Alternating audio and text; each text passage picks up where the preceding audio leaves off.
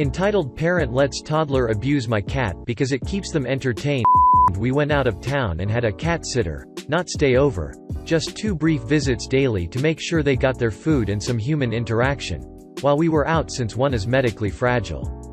While out, the cat sitter brought their child and spouse to hang out at our place to give their child, a toddler, a change of scenery. We were not aware that this was happening while we were out.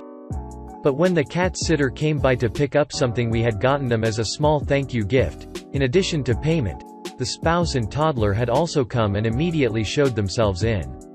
The spouse picked up the cat and sat down with the toddler, and allowed the toddler to pull the tail, squeeze the cat's neck and pull at the fur on the cat's back. The cat meowed and got away from the adult who had been holding the cat, and the toddler started crying for the kitty to come back. I felt awful I didn't react sooner, but I was honestly kind of floored that they came in for what should just be a quick item pickup, and was also trying to make some small talk and give the item to the cat sitter. I picked up the cat and told the cat sitter's spouse that it wasn't okay to do that to the cat, and the spouse got really demanding and defensive about how it was the only thing at our place that the toddler likes, since we don't have kids of our own or toys for kids to play with, and that the cat is young so isn't a big deal, and that the toddler loves animals and it's hard to find ways for them to stay entertained. I reiterated that it's not okay to mistreat the animal that they were supposedly taking care of just to entertain a toddler who doesn't treat the cat gently. The spouse rolled their eyes, said I didn't understand because I wasn't a parent, got up and stood next to me, not aggressively, just holding out their hand to take the cat back. Meanwhile, the toddler is screaming and crying and wanting the kitty back. I didn't give the cat back to the spouse, but I did set the cat on a cat tower out of harm's way, and being a cat, of course, she immediately jumped down and ran over by where the toddler was, who then picked her up by the tail and swung her into the ground, and did not release the tail. The spouse had to. The cat ran back over to me and I put her in a different room. The spouse says, "See, I told you it was fine. The cat likes toddler or else it wouldn't have come back over." The toddler starts crying and goes to the door of the room where the cat is and tries to get the door open and is saying, "Kitty, kitty." At this point, the actual cat sitter has received their thank you gift and is ready to go, so they scoop up the toddler and head out the door, the spouse giving one last scoff before they leave as well. Time to find a new cat sitter. I'm in shock. I would have told them to leave and not given them a gift at all. I've been a pet sitter for 10 years and I've never brought my child along without permission from the owner. I also have never let my child abuse an animal. I'm angry for you. I asked permission to bring my cat crazy husband over once when I was pet sitting for someone. They loved him and we sent the owner photos of her babies getting loads and loads of love and cuddles. She was beside herself with happiness when she saw them since she was really worried about how they'd do without her. You've gotta be respectful of other people's spaces and animals when you're pet sitting. I never go into rooms or parts of the house, property I'm not supposed to, and I never bring people over without permission or reason. It's just common decency. 100. This is literally animal abuse. I remember that every time I didn't treat an animal nicely as a toddler, my parents would scold me immediately. Also, how dare they bring a kid over? Like, why did the kid have to be there? It's just the cat sitter and the cat greater than sad face. The pet sitter is lucky the cat isn't aggressive. I have had cats that did not like children and they would have had zero issue drawing blood if someone pushed their boundaries. You don't abuse animals because it is a jerk thing to do, but also because you never know how the animal will react. Not even necessarily an aggressive cat. My aunt had a very peaceable cat that honestly put up with a lot from me. No hair, tail pulling or hitting, but lots of forced snuggling and attempts to play when she was just chilling, haha. And she once scratched the shit out of aunt's grandkid. Like, this sweet girl put up with me carrying her around the house whenever I was over for a decade and then just snapped on the kid one day. Any animal that has teeth or claws can strike back even if they are normally docile. My parents never learned how to treat animals. The first cat we had did something that made my father mad, so he picked her up, took her out to the front porch, and flung her out into the street. His treatment of the dogs wasn't much better. The last cat our family had received equally bad treatment from him. And he was the one who chose to get the cat in the first place. That cat, however, got revenge on him.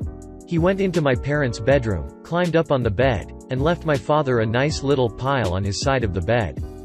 Hey. And many people won't believe that animals will deliberately take revenge on their abusers. My wife and I have started having cats from within a couple of months of living together. And have always had their trust and affection.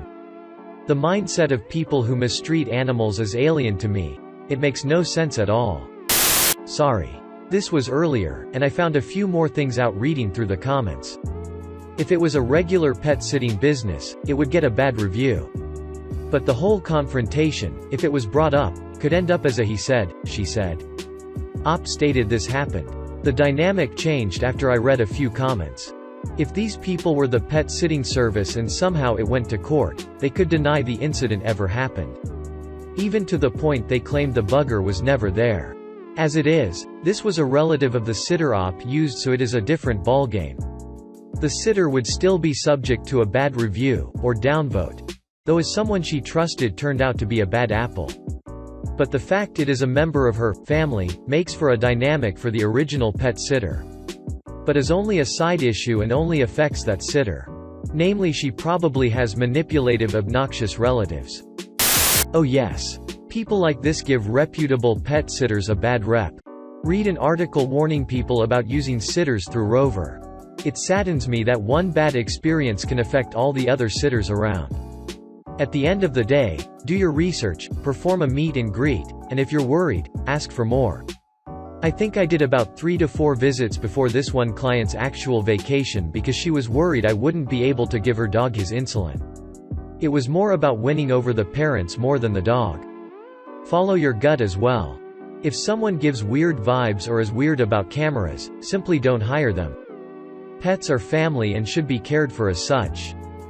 First, I've had a dog sitter that brought a kid over to my house while they were taking care of my dogs. I let her know in no uncertain terms that she was not given permission to bring anyone into my house, and it was incredibly unprofessional. She also messed up my dog's medication schedule because she thought that waiting to medicate him was better than following the schedule one had written out. She seemed to think that giving medication twice a day meant at any interval as long as he got it twice during the day. I never used her or the company she worked for again. So if your pet sitter works for a pet sitting service, call them and let them know what happened. She should not be watching anyone's pets. She shouldn't even be raising a toddler. I had a dog sitter I had used for a while. Came once during the day if I was going to be working late. She would send me texts about going out for walks and how sweet my dog was. I got a surveillance camera for an entirely different reason, but caught her coming in and sitting on my couch, her kid coming in and sitting on the floor, while my dog stood at the door wanting to go out. When she sat on the couch I could tell she was in pain, but she lied and texted what a great walk they had just been on. I told her to look to her right and wave at the camera on her way out. I would have been fine if she had told me she hurt her back and wouldn't be able to take my dog on a walk, but would let him out in the yard to do his business. Man, I hate liars. Glad I'm full-time remote now, so no more dog walkers. The only good thing is that her kid was older and didn't abuse my dog. I commend you for not kicking that person in the behind, but I also get the shock of seeing something happening that you just can't fathom. I bet just a minute more your brain would have snapped back and you would have gone into Hulk mode. There's a special place in hell for people who hurt animals. Yeah, it's really important to take medication on a schedule. I take medication to help with my mental issues, and make sure to take them before 12. I'm supposed to take one at 9, and another at 10, but have to take them earlier on weekdays and at the same time due to school.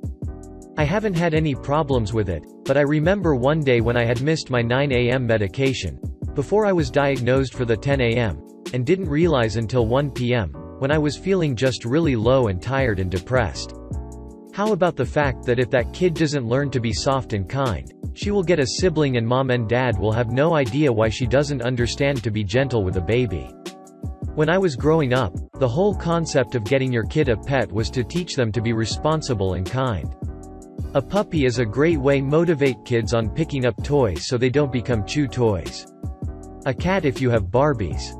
What the F do they put in Barbie's damn arms and legs that attract cats so much? I used to have Yotis the cats out of my bedroom as a kid, 'cause they wanted to play in Barbie's house while chewing up her legs.